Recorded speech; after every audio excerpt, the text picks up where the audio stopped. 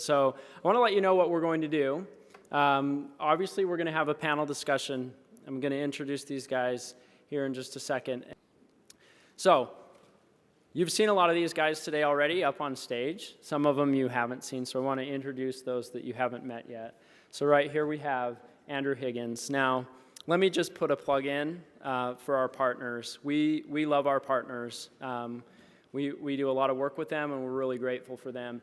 Andrew Higgins is from CDW and kind of leads that effort for us, and we really appreciate him. So thank you for joining us up here, Andrew. Mary Judkins. So you'll notice we didn't have Land's End presenting this year, but we did talk Mary into coming up and being part of our panel discussion. So Mary joins us from Land's End, and we're excited to have her up with us.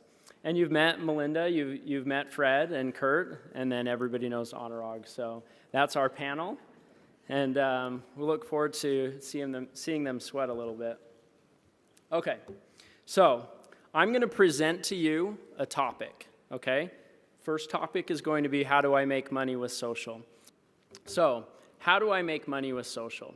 So we've all kind of seen the evolution of social come the last couple of years, haven't we? I mean, go from something very, very small and something maybe just the kids were doing, right?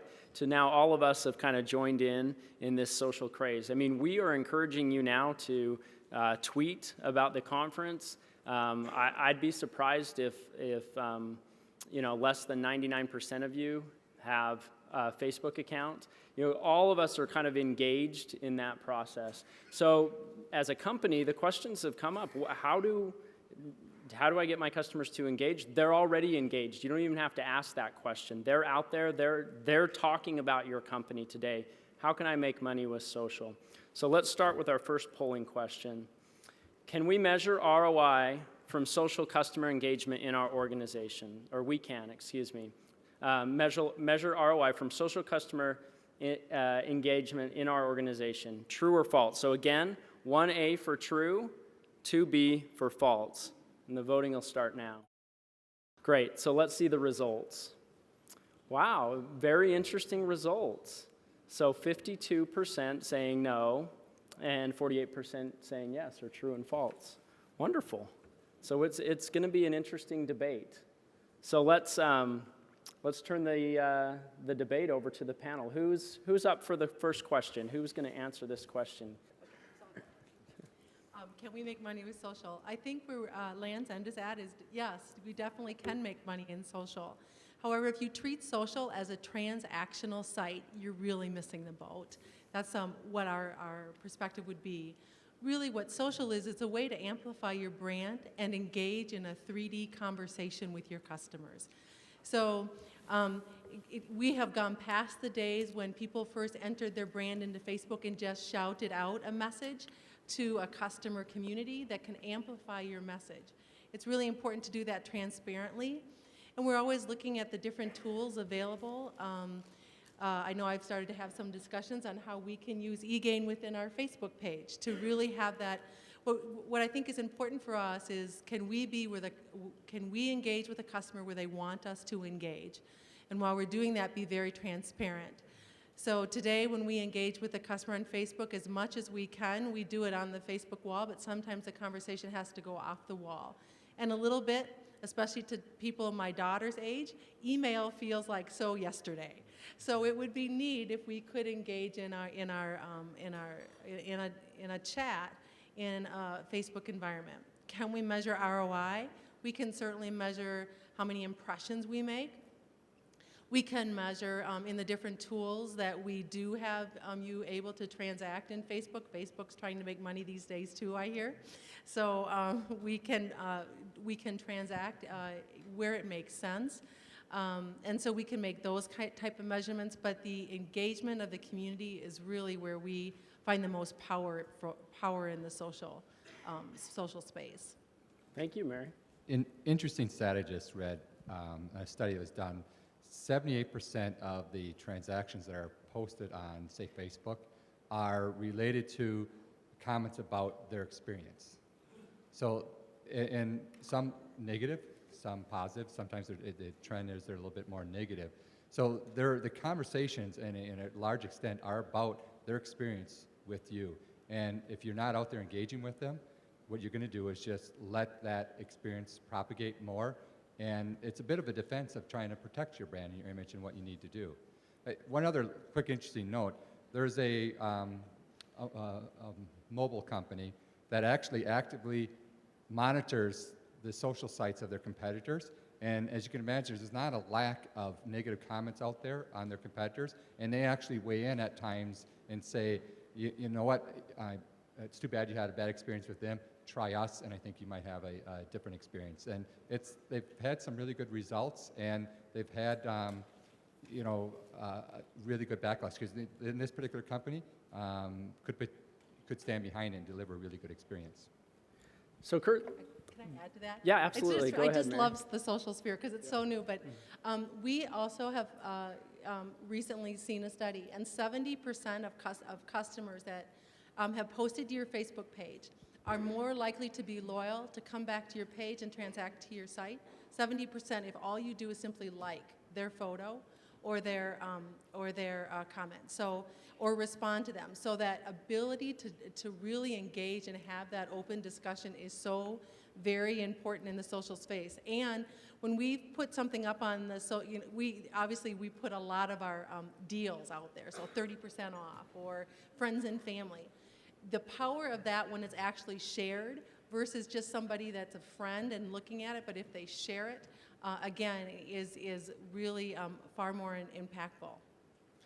You kind of saved Kurt, because I was going to ask him, okay, we're talking about ROI, 50% said they can measure it, and it sounds like that's kind of where you're looking at those measurements, right? Through your customers that are liking you or posting something about you on your social network page, maybe good or bad, I don't know, but you're seeing them come and spend more money with you and be a little bit more loyal, so that's great.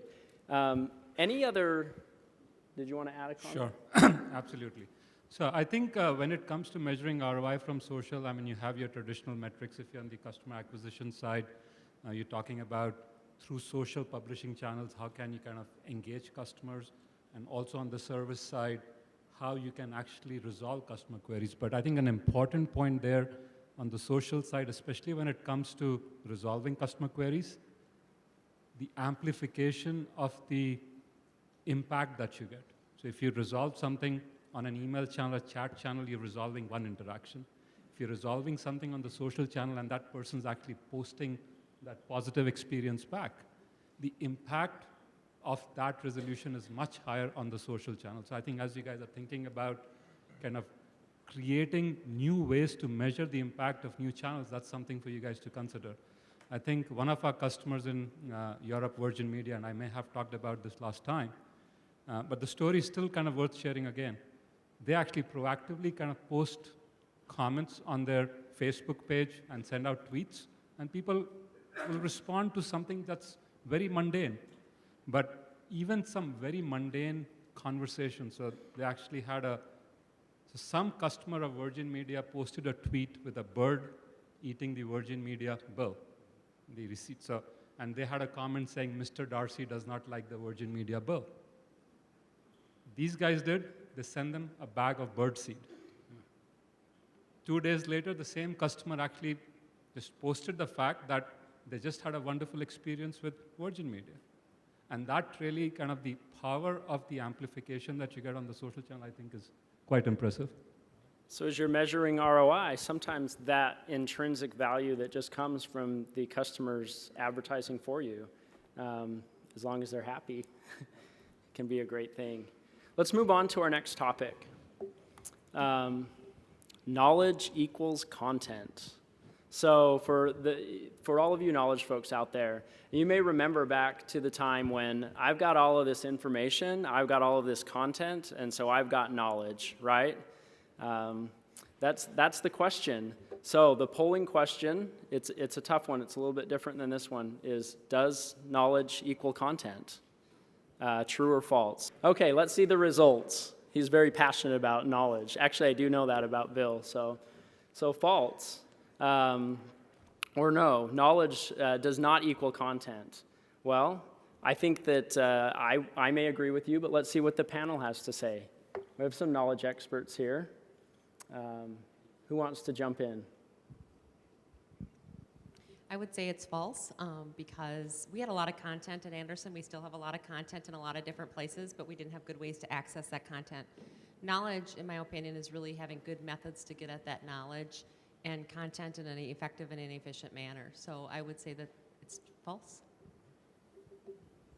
Yeah, I would add to that and also say that it's really about, what content do you need to develop, right? So it's about, what knowledge do you want to put out there and make available to your agents or to your end customers or whatever that may be. So it's not just about the content itself, but what content you need to create and figure those things out. So it's about the entire system around knowledge management, not just the creation of the content. Absolutely. Anybody else? Knowledge and content. Anybody, any comments here in the audience about knowledge and content? I think that could be enhanced to say, does knowledge equals relevant or usable content? Because we can put out, we do a lot of technical support, and we could put out a bunch of information that is hard for the end user to understand, and then it's wasted content. It's useless. It's so important to have the right content in the right context, right? We heard a little bit about that earlier today, about being able to search and get the right results and to have the right information there. So I worked with a lot of customers that have had a lot of content, had a lot of knowledge, but haven't been able to kind of filter through it and provide it in a usable manner. So that's a great comment. Any other comments about knowledge and content before we move to our next topic? Okay. So on the same lines, kind of around knowledge, we've got this content now. We figured out that it's not knowledge, so we've figured out a way to make it knowledge. And we kind of originally thought that the idea was let's do this so that we can reduce our average handle time, AHT. We talk a lot about that. And we monitored that and we measured that. But are there other benefits that come from having knowledge? Is it just average handling time, or are there other benefits? So the question here is, does value in knowledge reduce AHT? And then we're going to talk about some of the other benefits as well. So true or false, value of knowledge equals average handling time.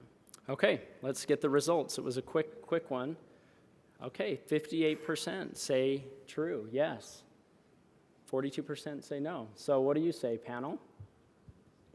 Trevor, I might grab that a little bit to start with. I think when you look at the overall customer interaction, average handle time is important. I think we're all busy people, and when you get on the phone, you want to kind of get your answer and get out of there quick. So I do think it helps you drive average handle time down. But probably what's worse is when you get the answer and it doesn't work, and you call back the second and third and fourth time, and you get the repeat calls, and you realize that the information you're being given is wrong or somewhat incomplete or not complete at all. So I think there's other intrinsic benefits. And in our example as a company, and I mentioned this 3 or 4 years ago, our average agent had 10 to 15 years of experience. And now our average agent probably had 6 to 12 months of experience. So we've gone through where we outsourced many of our agents. And so their knowledge in their heads has gone way away. So the importance of our system to bring that knowledge to them is what's critical to us. And so therefore, that's where I think you really see the average handle time kicking in, is when the person doesn't have reams and reams of experience to speak from, but they're relying on the systems really that allows them to have that knowledge quickly. So you see the benefit of the agents and having that knowledge available. Just a follow-up question, a little bit off topic. How do you harvest that knowledge so that those agents that have left, they leave behind the knowledge that they had? I wish I knew the answer to that, to be perfectly honest. That's been a learning to us. And I think when we started into the outsource arrangement, we dramatically and drastically underestimated the impact of going.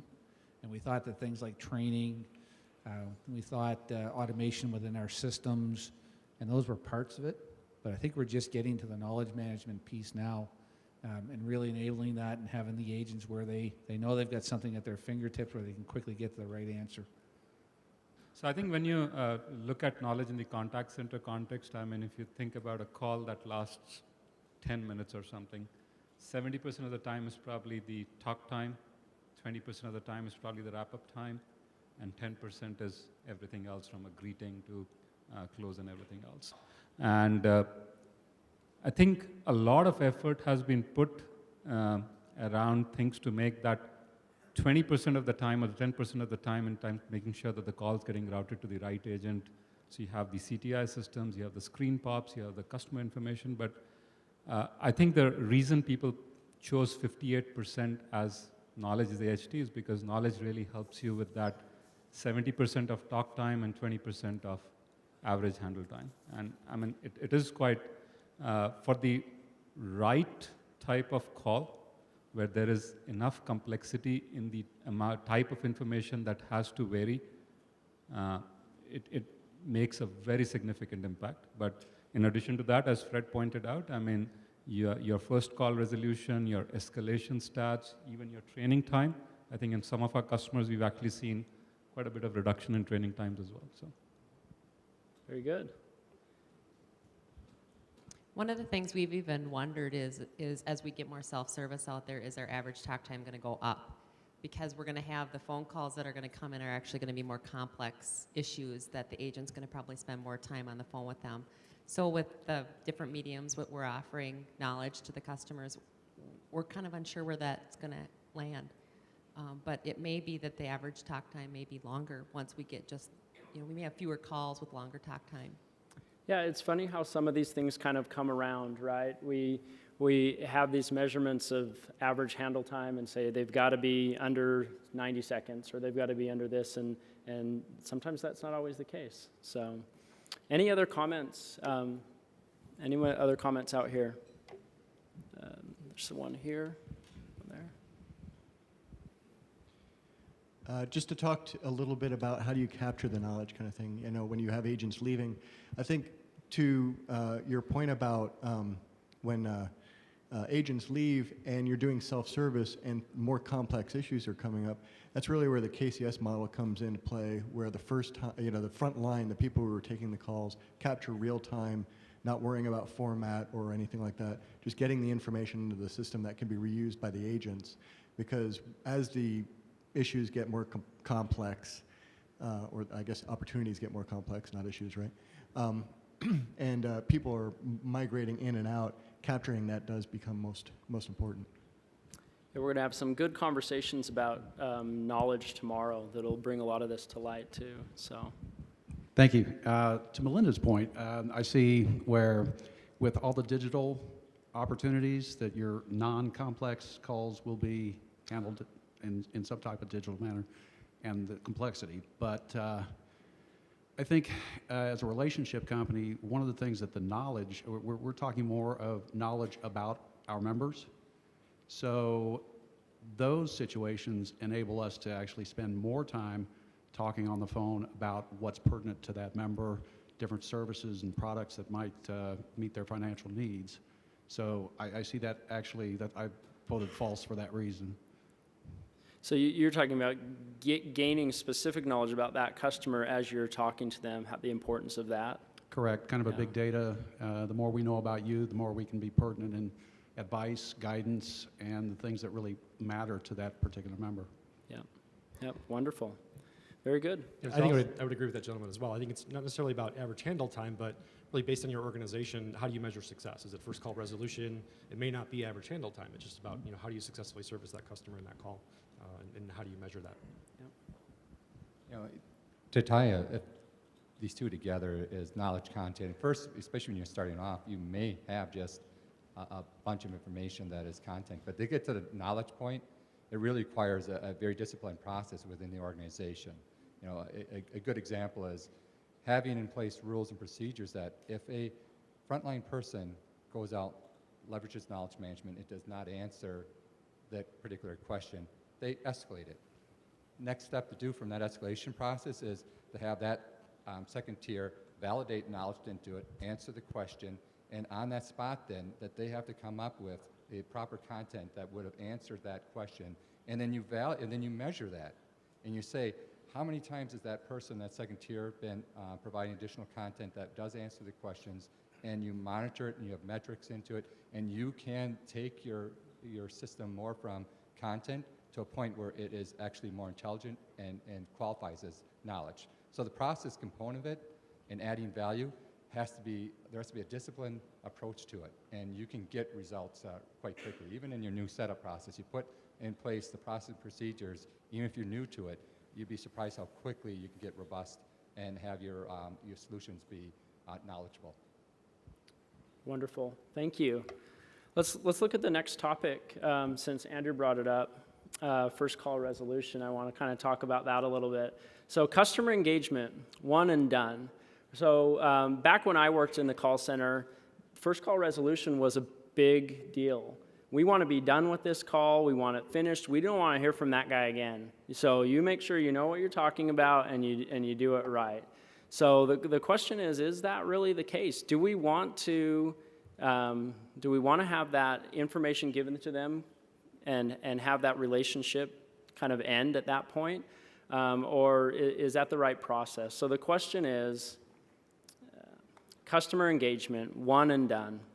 So A for true, B for false. Let's start our voting now. All right, let's see the results. One and done. 31 says yes, one and done. 69% says no.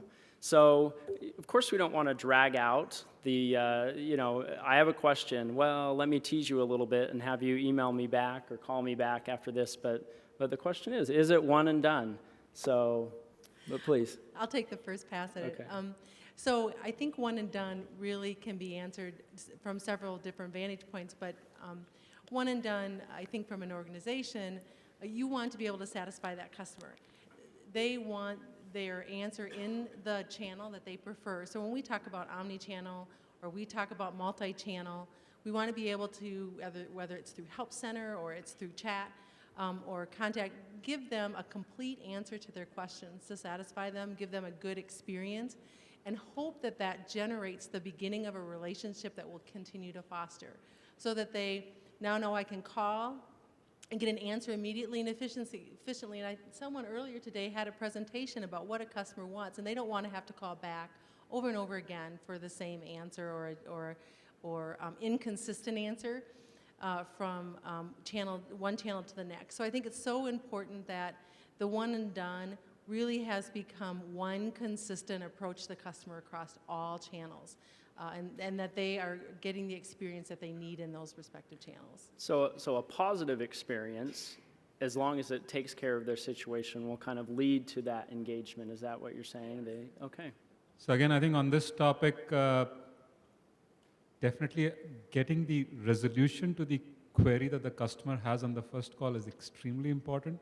But if you can take that opportunity to perhaps know a little bit more about their preferences, to figure out who they are, what they want, and maybe take a more proactive approach to communicating with them. That can be the beginning of that relationship that you can have with that customer and kind of foster it through time. Large percentage of you said, yeah, that's it, one and done, and a larger said no. So, any, yeah, here. His name's Mark. Mark, we're going to bring you up here in a second. Great comments. So, Well, first of all, if you were able to vote twice, I did. If you're not, then I guess it got false. But so I think, again, this is knowing your customer and tailoring it to the individual situation. If I've got a complaint and you overbilled me, or if I've got an issue that should be resolved in a one-and-done situation, then it should. But I think it's a judgment-based call, and when you have situations where you're really trying to tend to a customer's need, sometimes one and done is definitely not going to get it done. So that's really that relationship building piece. I like the example that we talked about earlier about Mr. Darcy and the bird, right? So they could have been one and done. They could have looked at it, and maybe they sent something. Another example that I think we heard from Vodafone recently was about a woman who had ordered a phone, and she tweeted, or maybe she sent an email. I don't remember all of the details about how she's an older woman that the phone didn't work for her because the buttons were so small. And their response to that was, that's our fault because we were on the phone, we helped you buy that, and we should have realized that maybe that wasn't the right device for you, so they sent her a new phone with bigger buttons. And that's the kind of relationship, that's the kind of maybe in those situations where I could have just said, sorry, you've got your phone, but it looked for other opportunities to engage. So great, thank you. Any other comments? Oh, here, okay. So I was just going to say that there's certain companies like ours where there are times where we want it to be one and done for sure. So we're in the healthcare industry, Premier Blue Cross. If it's obviously if it's something that they're trying to get resolved with their benefits or their claims, if we can handle it on that first call, that's great because that does provide that, good customer service. But at the same time, from a sales perspective, when we're trying to sell, an individual plan to that member, the more that we can engage them over the course of the next 12 months until that open enrollment time comes again, the better chance we have of them being loyal to our brand and coming back and purchasing for us again. And that, obviously, with the exchange, I think that's more and more important. Now that people will have more of an opportunity to kind of shop around for where they want to go for their plan. So, Right. kind of depends on who your market is, really. So. Great. Thanks, Derek.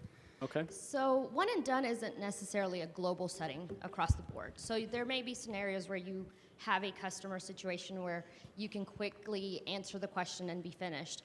But you want to take care of those when you have an inconvenienced passenger. For example, we work for Delta. So if you have an inconvenienced passenger, you want to make sure that his experience from that point forward is going to be consistent across the board and that we're not continuously inconveniencing that same passenger. So having the ability to see that customer from a historical perspective and a holistic view, we want to be able to engage him every time consistently and with a positive feedback that we might be getting every time they engage with us. Absolutely. I love Delta. So I didn't have a terrible experience with Delta, but I had an interesting experience with them. I'm based out of Salt Lake, so Delta's hub, so that's why I typically fly. And Anurag's asking about this because I've shared it with so many people. I was flying, I don't remember where I was going, somewhere really important to do some really important thing. And the best seat I could get was a middle seat, which we all know and love, right? Well, 2 days, maybe 24 hours even after that flight, I got an email from Delta that said, we're really sorry that you had to fly in a middle seat this last trip, so here's X amount of miles that we want to give you as a bonus. And I really appreciated that. That was a situation where they could have been one and done, but they weren't. So, again, props to Delta. Sure, that's a perfect example. Sometimes one and done isn't in your best interest because the component that allows you to differentiate yourself from a customer experience is that something extra that you do for them. So in that case, that email saying, sorry, you didn't get that seat you want. In other cases, it's a new customer and you want to send them a follow-up note or some sort of package, say, thank you for being the first time using our services, our product. Let me tell you a little bit more about us, how you could leverage us, and those sort of things have tangible results on getting them greater exposure to how exceptionally you can service them. Yeah, I think sometimes we think one and done, we're talking about something bad, but it's not always something bad, and maybe it's the new customer, it's those types of things. So great. Okay, next topic. So this should be a no-brainer, right? We just had a great presentation by Sam about Cobrowse. So how do I make a business case for Cobrowse? And we talked just a little bit about, I remember really pushing for the business case for chat. I mean, the leaders of the company that I worked for at the time, they didn't want anything to do with chat. What is this new fandangled thing? We got the phone, we got the email, we don't need the chat. And chat's really much more commonplace now. But what about Cobrowse? I think Cobrowse is kind of where chat was back then. So the question is, I'll try Cobrowse.com when I get back. So back out of Vegas, beta.cobrowse.com, and I'm going to give it a try. And then we're going to talk about how do we make the business case for it. So let's vote. Okay, let's see the results. Should be 100%. 88. All right, who are the 12%? Okay, so let's talk about the business case for Cobrowse. So you're all business leaders, or you're working with partners, the questions are coming up. How do you make the business case for Cobrowse? I think we're seeing with a lot of potential customers where they're making the business case and we're already seeing that. So it's really more about getting the capabilities out there, and something like Cobrowse.com, making it free and accessible rather than having to be a full enterprise. It's going to get a lot of capability out there where it hasn't existed so far. So I'm going to pick on you a little bit, Mary. Okay, and the reason why, I want to clarify that Land's End does not have Cobrowse completely deployed today, but they're playing with it, right? We're testing it. So you're kind of right in the thick of how do we make the business case for this? How do you do it? What do you think? Well, Land's End, as part of our brand, is the experience is really the cornerstone. So ironically, when we're in chat with customers today, they want to know, well, why can't you, why can't you know where we're at, right? So I think there's an expectation with customers that we can see so much and that we should be able to co-browse. And then if you think about what they're experiencing just in their own social media sites or in applications, and the expectation really is elevated what we deliver from a customer experience perspective. So really the business case around co-browse is that ability to deliver quickly exactly what they want, and then to have some fun with the customer. So some of the examples were really kind of fun. And again, it starts to be delivering an experience that people talk about. And I'm going to actually go back to Trevor. He's not talking about all the other times he flew on Delta and he had like the seat he wanted. He's talking about the one time he sat in the rotten seat in the middle and he had a great experience. And I think that that's what people, they want to have a wow experience. And if you kind of sit back and be the last in line to deliver, to get to market parity, so to speak, you run a risk at your organization. So it's just an opportunity to be at the forefront, to see what you can deliver and really working a business case around that. Now, granted, it's not all that easy and it takes a lot of work and a lot of massaging of the case itself, but that's really the mindset that we try to go in with. Okay, thank you. Trevor, I might add to this just a little bit. Our company uses Microsoft products, so we have live meeting. And within my development group, I've got people split almost in 3 centers, just about equally. So you watch the developers make use of live meeting. I want to show you what I'm doing. I'm showing you my desktop.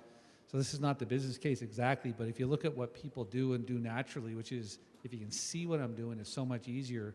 Intuitively it makes sense. So on that front, the business case is there.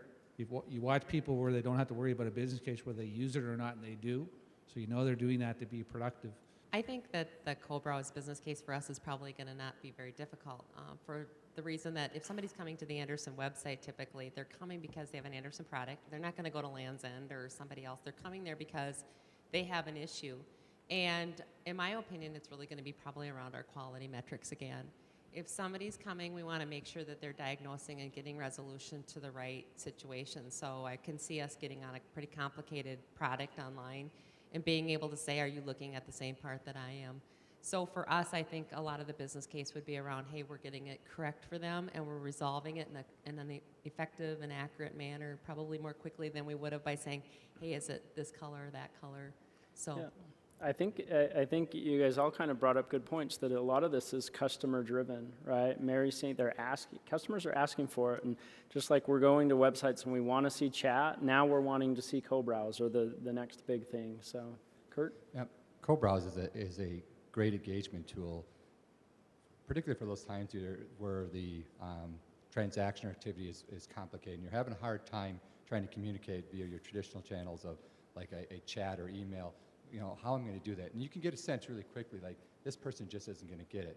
So what you're doing is you're going to hold their hand and quickly get them through the process. And ultimately, it can end up being quicker than if you're trying to chat or do something, talking them through it. You just get on the site with them, walk through it. And the stats that we've seen already for those who use it is that conversion on the website and average order value can significantly increase. It's one of the highest touch, most heavily handheld scenarios that you have, and the more you hold someone's hand, the more likely they're going to complete that transaction, complete that form, do whatever it needs to have a sense of accomplishment on that site. So the stats for it are actually quite compelling in terms of the bottom line impact. But you got to pick and choose wisely where you're going to introduce Cobrowse. It's not meant for all transactions. But when it's needed, it's extremely effective. And I'll probably add a slightly different use case for justifying Cobrowse.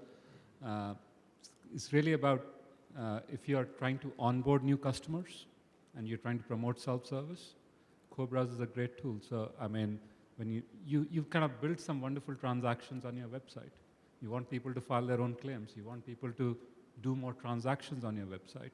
And as you're signing up new customers, helping them onboard so that they can do transactions on their website themselves. And whenever they call in, you try to kind of take them back to the website to show them how could they have done it themselves. That's another way to kind of create a very nice business case for Cobrowse. So thank you as the newest member of your panel. No, so I think the equation of building a business case is really simple. To everyone's point, it is customer driven, and it's real easy to find. If you can identify the rate of members who go on your .com and end up getting stuck and calling, there's one strong message. The other is the bail rate.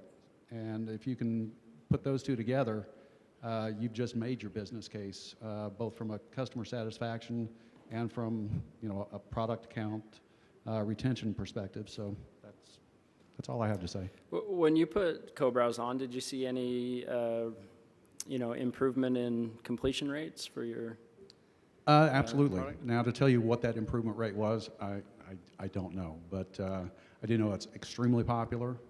I've been on the customer side with my company and taken through Cobrowse, and it's fabulous. Yeah. We even do it up from a service desk perspective, when we're having trouble. So, Great. yeah, it's great. Okay. A two-part Sorry, I question. missed that. First Aaron. of all, how do you integrate with the NSA servers to do this, as well as we only support two browsers, IE and Safari internally, so which one of those are you going to choose next as the one to support? IE and Safari. Okay. Is Sam here? We'll default to Honorog. So, Aaron, your question about NSA, we can talk offline.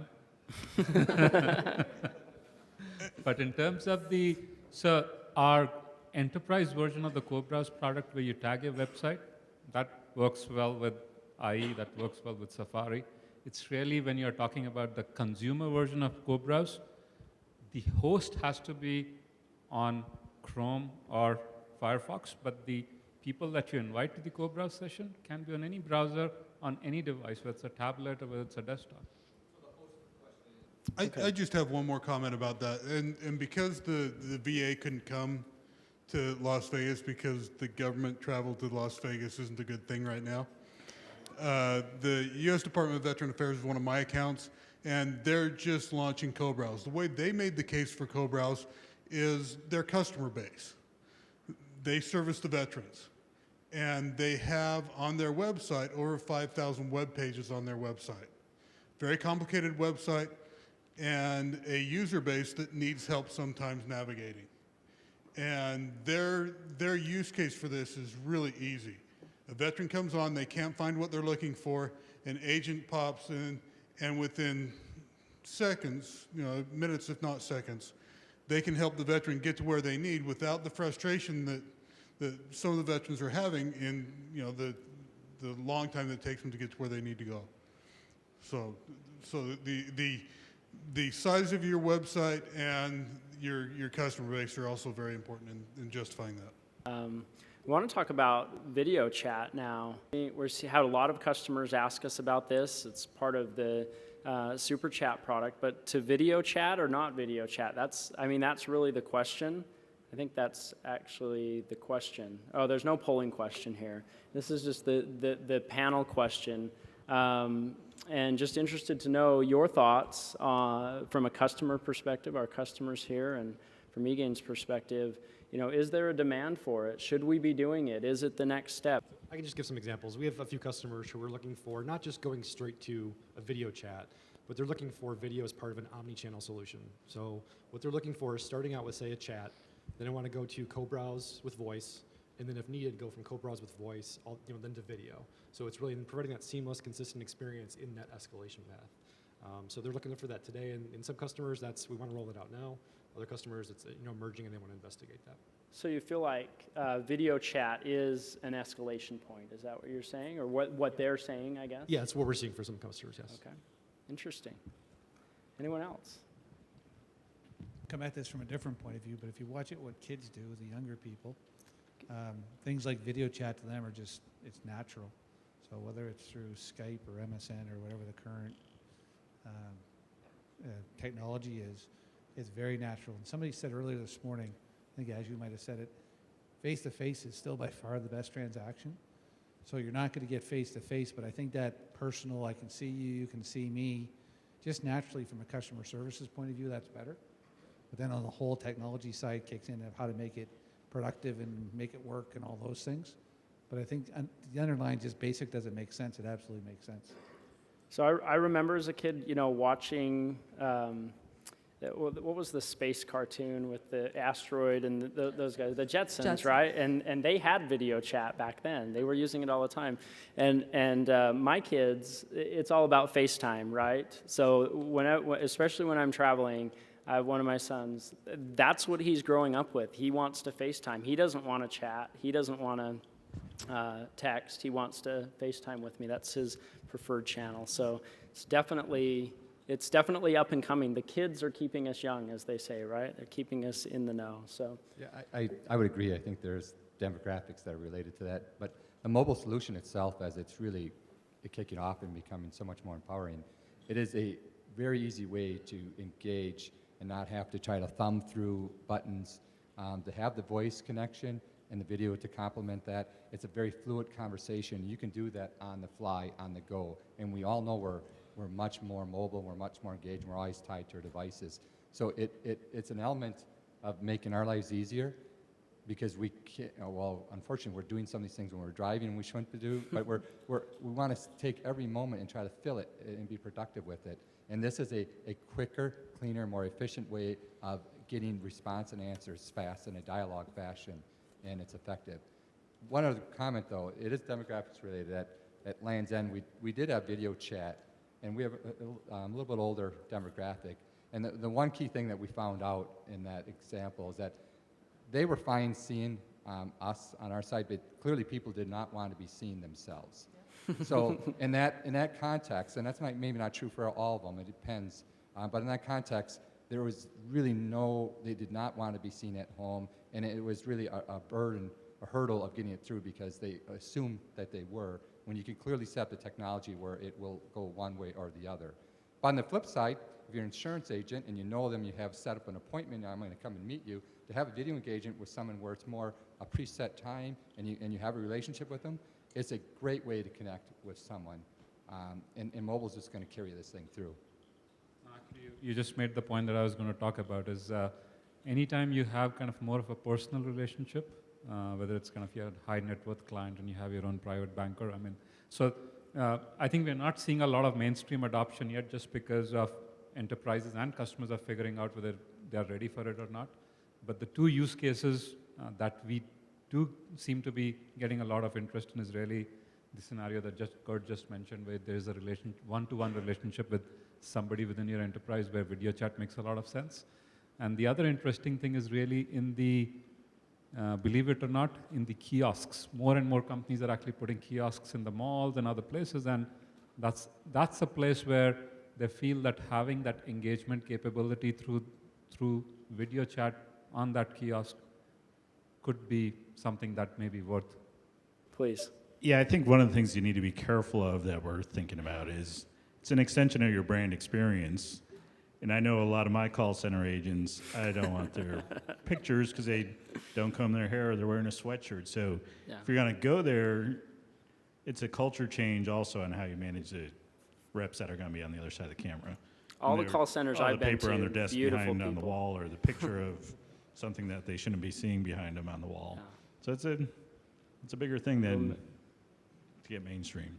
That is true. When we managed the video chat sessions at Land's End, we didn't purposely pick people based on their how attractive or not they were. It was basically, though, if you were signed for video chat, you had to come presentable in terms of you had to be dressed appropriately. You know, in this case, it would have been Lands' End Clothing, and certainly you would have appropriate attire. But it would be done in each brand. But for us, it's wholesome, down-to-earth Midwest person, and we weren't going to put someone in front who was no one different than who we are.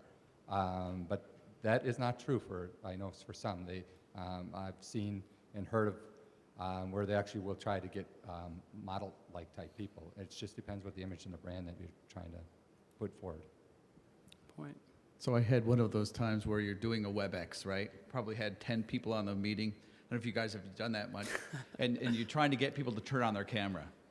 Seriously, no one will turn on their camera, right? So I'm the only one that has my face there talking, and no one else will even do it. So it's one of those odd sort of things. Even if you know all the people, no one wants to be seen. It is very strange. So I don't know if you get a chance to try that out. I don't know how much you've done it, but it's really hard to get other people to do it. I've been on where the guy doesn't know he's on the camera. Oh. Those are always fun, right? You're like, what is that guy doing? One more. Okay. I mentioned this a little bit earlier in my talk, but I think there's a lot of uses from a clinical perspective when you talk about dealing like directly with the pharmacist, like with our mail order, so they didn't get to access to those folks that often. But you know, when you're trying to determine you've got a pill that's a different color than you normally get, we've got a lot of our Medicare Advantage customers that use that service, and they freak out when something's different than what they're used to. Yeah. So having that ability to show them something, what you got, or dealing with a nurse maybe to determine should I go to the emergency room or urgent care, got this funny rash on my arm or something like that. So I think there's a lot of clinical uses that could probably come into play. I have heard that use case, so it's an interesting one. So interpretation services is another one in the healthcare side of it that we've seen. Yeah. And another interesting use around video chat has been, and Sears has tried this, is trying to, if there's been a customer has inquiry either from the website, they're calling in, particularly from the website, and they have a question about, say, a refrigerator. What they will do is they'll route that phone call interaction from the customer has the video engagement going on, and they'll route the interaction to a free person who's in their store who has availability, who will have a mobile device on them. They'll pick it up, they'll have video engagement, they'll walk around, and they can actually show different models of refrigerators and devices. So you're getting better utilization in the retail environment, and you can take advantage of the video to actually show them features and functionality about a purchase they're thinking about related to something that's in the store. And it's a cool way of adopting that technology.